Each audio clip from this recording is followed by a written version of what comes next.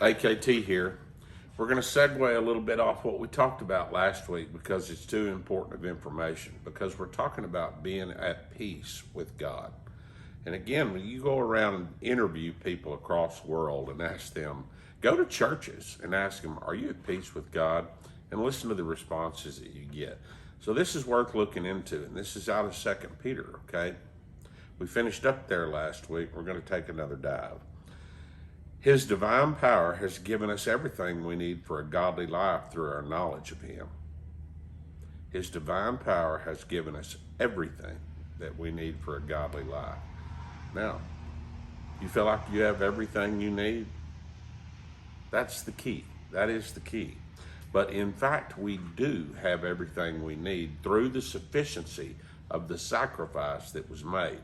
Now that we can put to bed, and this is essentially what we have to do, put it to rest, just a statement of fact that we have everything we need. So in light of that, he continues on, make every reason to add to your faith the faith of this being complete in Christ concept.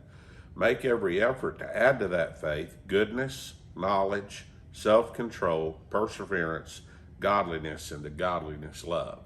So by adding these behaviors to that, it reinforces this concept of being at peace with God. It doesn't war against the concept of being at peace with God.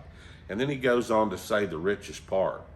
People that don't possess these things in increasing measures have become nearsighted and blind and have forgotten that they've been cleansed from their past sins.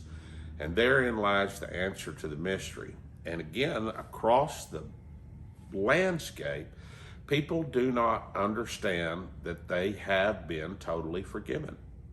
And Peter's talking about the importance of that. If we still wrestle with the idea that sin makes us unforgiven before God, then we will never be fruitful. We will be ineffective and unproductive, as he states here in 2 Peter.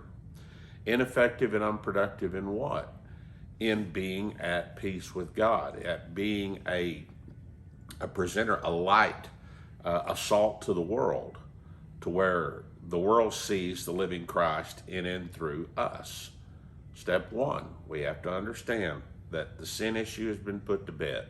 Step two, there is no more forgiveness that can be had. So what does that mean? It means you're totally forgiven. Wow, you're totally forgiven. And in that forgiveness, you can then bear fruit so that we can be salt and light to the world, not be constantly caught up back and forth, never at peace with God. It's a huge, huge deal. More to come.